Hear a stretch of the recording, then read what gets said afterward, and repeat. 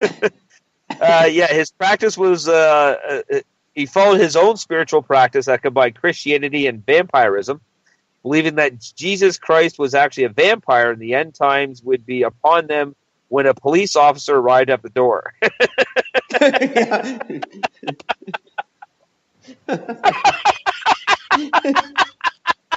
When's the end of times? When the cops show up. Gigs up when the cops come. Oh, that's how you know. Well, the jig is up. See you in court. Oh, wow. He kept his sons separate from his daughters and refused to let them socialize with each other in fear that they would develop sexual feelings for each other. This is primarily because he considered himself God and all his daughters were his future wives. He started marrying his daughters in 1974, sexually abusing them as children so they could bear even more kids for him. It's believed he fathered about 18 children through 7 women, 5 of whom were young girls at the time. You definitely wouldn't want to marry one of your daughters after she fooled around with one of your sons, because then it would be weird. No, that's just fucking weird. Yeah, we can't have that. Jesus Christ. When the after Wesson had declared that he planned to move his daughters and their kids to Washington State, several members of his extended family, along with 2 nieces who had rebelled against him, showed up to his compound and demanded he release the kids. The police were called, believing it was a standard custody battle, but soon turned deadly. Those cops were never the same again. It's just a domestic charge down the street. We're going to go check it out. Yeah, we'll go check it out. No big deal. Dude comes out covered in fucking blood. He was found guilty of 9 counts of murder and several counts of rape and sexual assault. He's currently sitting on death row. Yeah, that's bullshit too. That's you get sentenced to death and you live longer than everybody. I don't get how that works. I don't get why it takes 20 years to put a man to death. He's sentenced to death. Fucking put a bullet in him, and get on with your lives. Yeah, or better yet, if he's really, really bad about it, then just put him in a corner. Let him starve to death. Yeah, he's sentenced to death. Why does he get to live for 20 years in a nice cell with health care? But you get the death penalty. Why do you even get health care? That shouldn't be part of the deal. Yeah, I know. Wasn't it the thing to make him die sooner? Yeah, I would assume. Keep the poor bastard alive as long as possible, then give him a decent meal before you off him? That's stupid. That's changing. How would America change that? That's fucking nuts. So there you go. So there's some. There's some crazy ass Canadians. I was wrong. So there's not. I mean, of all those, only one was Canadian, but nonetheless. Oh, I see. Okay, well, they're all. Only one was Canadian. The rest were all from all over, from Brazil or the U.S. But Canada's got the one. I can't get it. I can't get behind them. I just can't. I can't commit to something like that. I've got too much other things to do all the time. There's only one group that I would consider, and it was actually created from Family Guy, where Peter Griffin becomes a minister of the Arthur Fonzarelli. Which was so genius. All based off of everything Fonzarelli. Oh, that was so good. Did they end up jumping the shark at the end of that? I don't remember that episode. I don't think I've seen it. You ever seen that one? Oh, did they jump the shark at all? No, he didn't. No, it didn't get to the point of jumping the shark. I believe it was mentioned, though. I know they made reference to it. Well, you can't do a Fonzie show without mentioning it. No, exactly. Wow. The thing that destroyed that TV show so badly. Yeah, well, to the point where it's now it's a phrase that's used every time a TV show does something stupid. Yeah. Jump the shark. It's when they jump the shark. That's awesome. There's going to be one of those for us. I know there's going to be, at least for me, one. Someday there's going to be you, Eric, that. See, I think what the term should be is, you just Jersey Shored it. That'll be one too. That should be the one that does it. Aren't 3 out of 4 of them in jail now? No, none of them are. No, yeah, the situation just went to jail. Did he end up going to jail? The situation. He didn't pay his damn taxes on any of the money he made while he was there. I did not know. So Situation's in jail. That Ronnie guy, he's in jail for some assault charges he had. And probably taking some advice from the Situation. Yeah, but he's doing Mike the Situation is doing an 8-month prison sentence. Yeah, man. I don't make this shit up. How about that? He's the only one. Bunch of scumbags. Now that Ronnie's up to no good too. I don't remember what it's all about. Some assault thing. And being a meathead in public, that should be illegal. Well, yeah, I mean, of course the guy's a fucking meathead. He's a fucking juice monkey. That just makes sense. I can't believe we haven't had our Canadian version of it yet.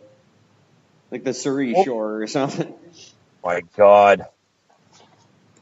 Please don't. You know what? Now that you mentioned it, it's going to happen. I'm going to fucking hate you. You go to Steve Nash Fitness World and pick up 4 retards and stick them out in White Rock for a summer and see what happens.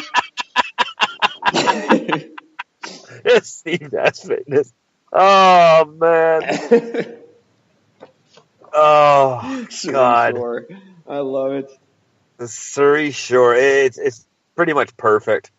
Because he can't really do it. Because he couldn't really do like Tofino Shore because I don't think they would be interesting enough. They'd be too calm and relaxed. They'd have to be from Surrey. Tofino's not an interesting place. That's why you go there. It's fantastically boring. Yeah, it's quiet and simple. You just have to love to surf and eat breakfast. Breakfast is a really big deal there. Is it really? Well, it's huge. Yeah, breakfast the most important meal of the day.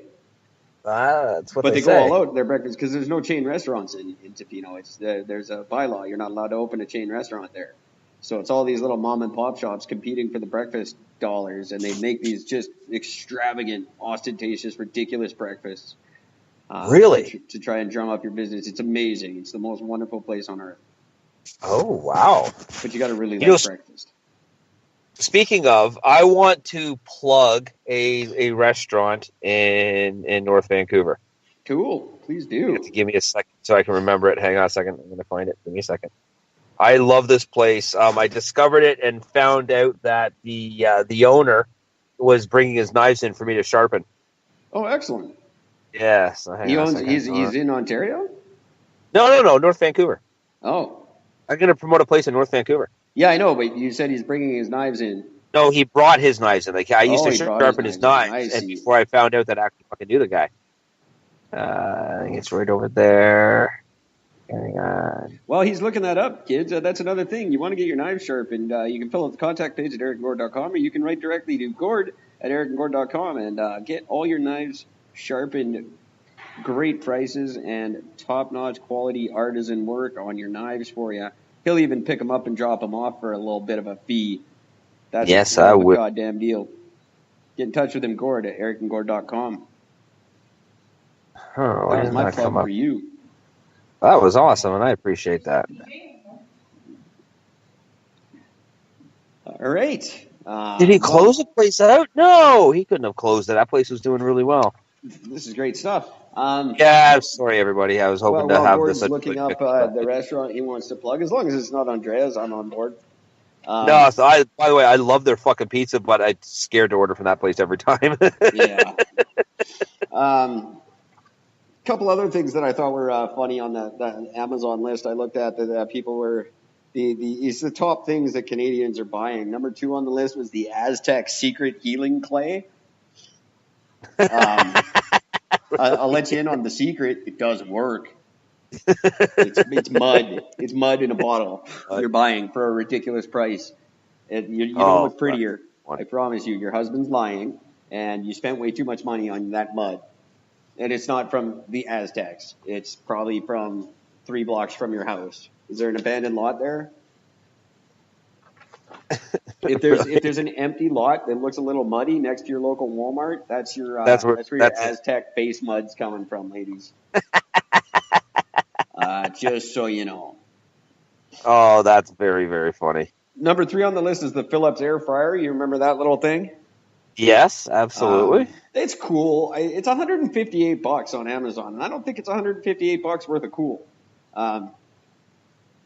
But I guess I'm not on the health food thing, so it does make your food less oily, and that's cool. I guess. Yes. But I can't find this place. $158. Can't you just not use oil? Like, I don't get it.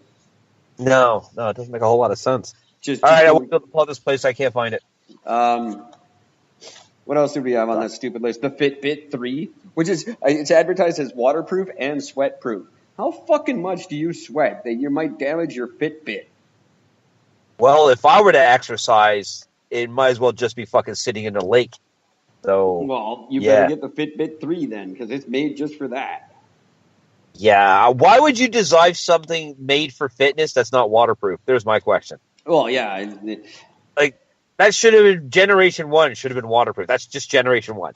Well, no, that's is it an exercise thing that goes with the body? Yeah, okay, then it's waterproof. Yeah, but they plan for generation 3 to be the best seller, right? So they're like, well, we can't make 1 waterproof because then what the hell are we going to do with 3? Oh, that's right. Yeah. Everyone will buy 3 if their 1 gets wrecked by the water. Oh my God, that fucking makes my brain hurt. It's true. That's how it works. Fucking stupid. You know? That's how they do stuff. What else is on this stupid list? There's something else stupid. Some of their cream. It's always creams. It's all cream and fitness shit. It's stuff that wealthy ladies at home all day can buy, because that's the only ones who really shop on Amazon. Yeah. And they buy crap that their husbands don't know about that doesn't work. Skin creams and Fitbits. Yeah. Do you really need something on your wrist that counts how many stairs you don't walk up every day? No. I had a fucking my first phone had a step counter on it, and I discovered. Well, they all do now. Well, yeah, for the most part. But what I discovered on it was genius. Was that when you're a fat guy, every step counts as 3 because it jiggles. Oh, there you go. So I was banking like 30,000 steps a day. It was awesome. Look at this. I walked the equivalent of 37 miles today. See, and that's where I have the problem with fitness, because it's all in your head, kids. Because if you think you walk 30,000 steps, then you walk 30,000 steps and you feel fantastic at the end of the day. It doesn't matter if it was 5,000 or if it was 5. If you're convinced it was 30,000, you feel good. That's right. It's all a scam. It's all snake oil. It's all Dr. McGillicuddy's secret serum. Shit hasn't changed since then. It's the same stuff. We just package it smarter. Yeah, pretty much. Don't buy crap. There's no magic anti-aging potions. They don't exist. You want an anti-aging potion? Don't smoke. Don't drink. Go to bed early. Drink water. That's your anti-aging potion. Water. You know, I remember there was this woman. She was like 87 or 89 years old or some shit. And she was in like perfect health, still living on her own, living on her own, fully self-sufficient, exercise. They asked her what was the secret to her long life. She's like, well, I've never touched alcohol. I've never smoked a cigarette. I've never put myself in any form of danger. I've lived a very safe, basically lived in a bubble life. I said, so what's your advice to others? She goes, don't live my life. It's been a very boring life, and I've regretted my entire life because I've never experienced life. I've never done anything. Yeah, exactly. I was just going to say, if you don't smoke and drink, you don't actually live longer. It just feels like you do. Yeah, exactly. The problem is it gives you too many memories you don't want to have because you've done nothing fun and crazy. So that's true too. Yeah. I played cards. I made a puzzle, and I went to church. I mean, like, there's not a whole lot else to it. If you haven't lived life, if you haven't experienced things, if you're not willing to experience things, then seriously, what's the point of being alive? That's exactly how I feel. That's how people feel. Okay. This is why I've always been a firm believer that I could drop dead at any time and I'd be very fulfilled because I've done a lot of fucked up shit. And I've experienced life very, very, very full up to this stage of my life. And I'm fine to be a little quieter and whatever at this stage because I've fucking pretty much done it all. Yeah. I could have done a little less, to be honest. I could have done a little less living so far. Yeah. I can reel it in a little bit at this point. Yeah, there's a couple of things I probably shouldn't have done. You know who else might be able to say that? Because I just want to touch on it real quick here. Hey kids, I haven't paid attention this weekend, but I hope you went and listened to us on podcoin.com. Because podcoin.com is where you listen to podcasts and you get paid for it. That's a